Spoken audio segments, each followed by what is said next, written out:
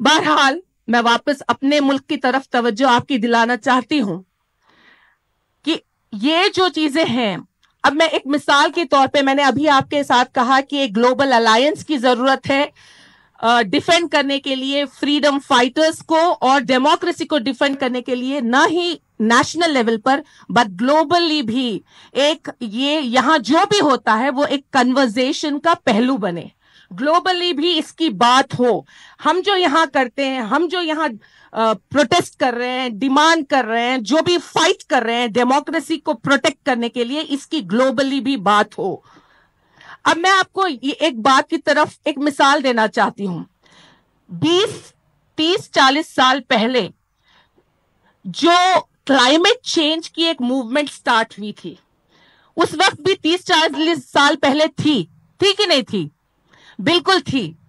लेकिन जब लोगों को ये महसूस हुआ कि जब आप आसमान को देखो तो एक ओजोन लेयर फट गया है और ये सब कुछ डिस्ट्रॉय तहस नहस करके रख सकता है, तो फिर वो एक मूवमेंट बना। लोगों को जब लगा कि हाई टाइम हो गया है कि ग्लोबल वार्मिंग को रोका जाए, तो फिर एक तहरीक चली, एक मूवमेंट चला।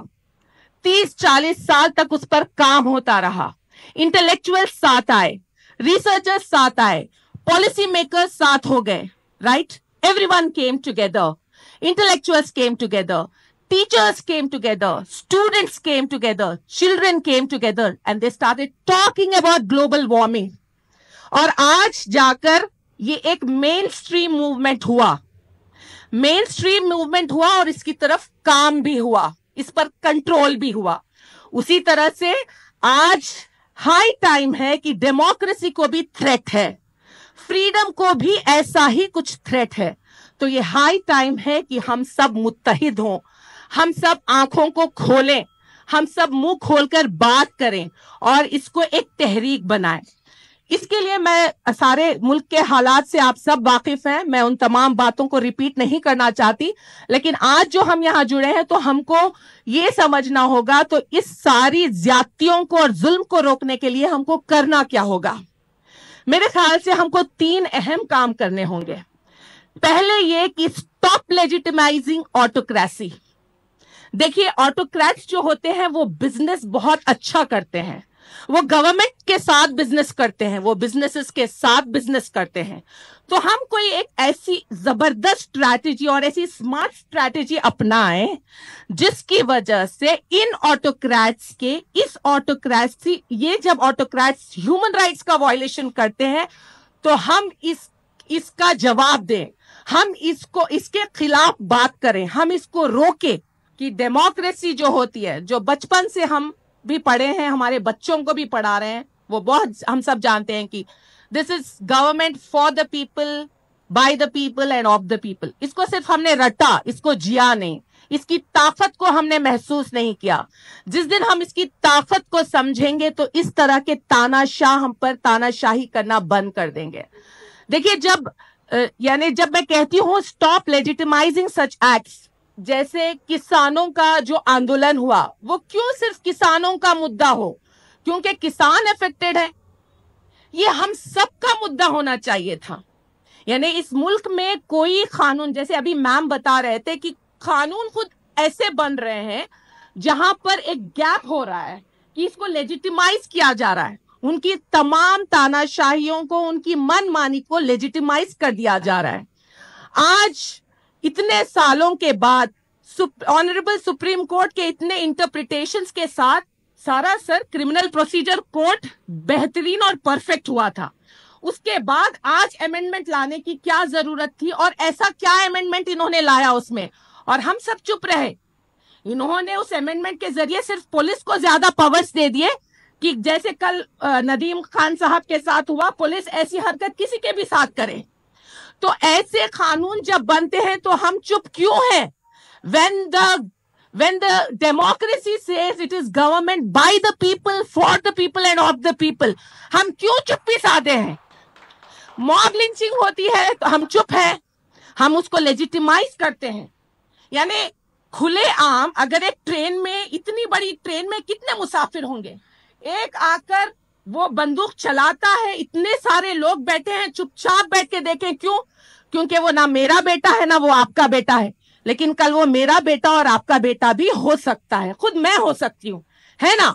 तो हम जब तक हम जो चुप्पी साधे हैं, इसका मतलब ये है कि हम खुद इसको कह रहे हैं कि ये लेजिटिमेट है, जो तुम कर रहे हो वो सही है, वो लीगल है. उनकी हर गैर कानूनी हरकत को हम कानूनी बनाते जा रहे हैं अपनी चुप्पी से.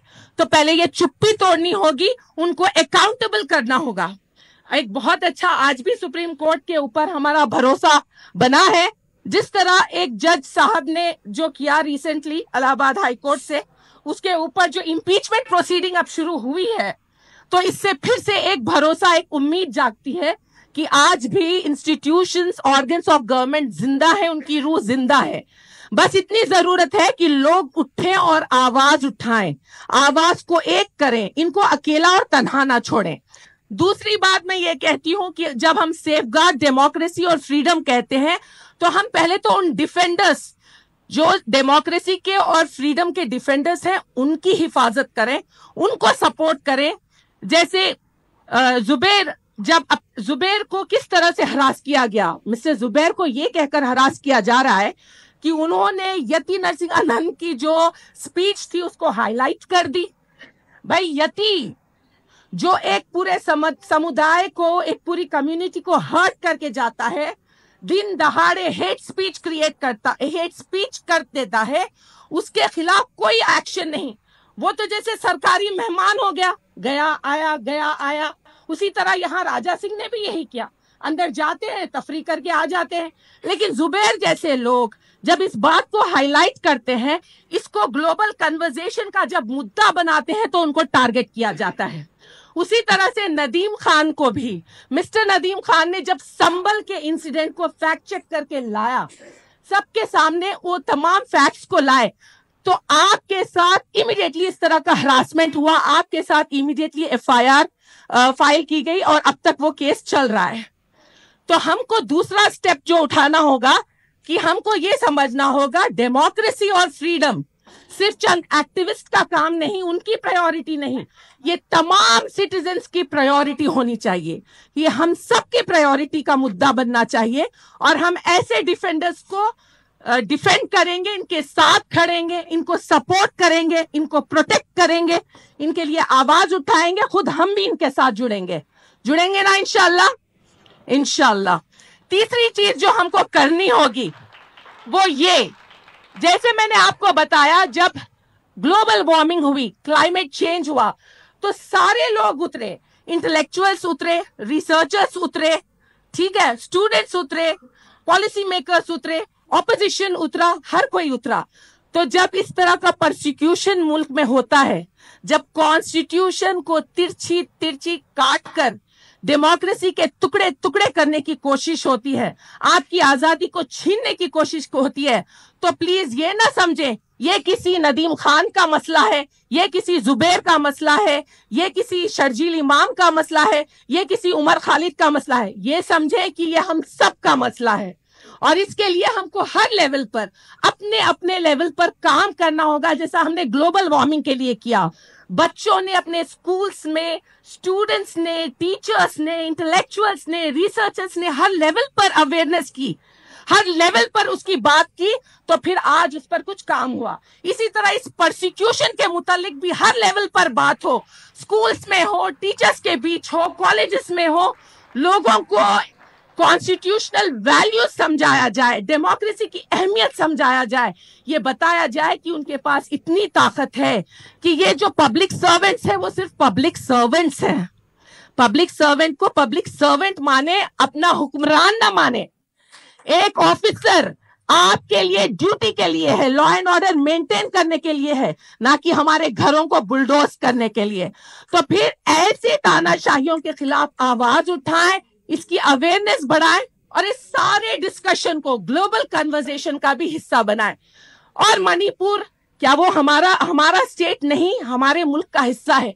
आज जिस तरह मणिपुर को काट दिया गया, जो चुप्पी हमने साधी, एक छोटा सा नमूना हम देख रहे हैं कि हमारे यहाँ एक कस्बे जैनूर में भी ऐसा ही वारदात हो रही है, उसको भी आहिस्ता से काट दिया गया. तो अगर हम चुप्पी साधेंगे तो वो इलीगल एक्ट्स लेजिटिमेट हो जाएंगे, उस पर कानून भी बन जाएगा। तो ये हाई टाइम है कि हम सब एक साथ खड़े हो, ये मुल्क हम सब का है, ये जिम्मेदारी हम सब की है, चंद एक्टिविस्ट की नहीं। और इन एक्टिविस्ट के साथ खड़ना ये हमारा फर्ज है, क्योंकि इन्होंने उस वक्त आवाज उठाई जब सब चुप थे। तो इंशाअल्लाह हम सब मिस्टर नदीम खान और आप जैसे कई एक्टिविस्ट के साथ हैं और आगे भी रहेंगे। Thank you so much.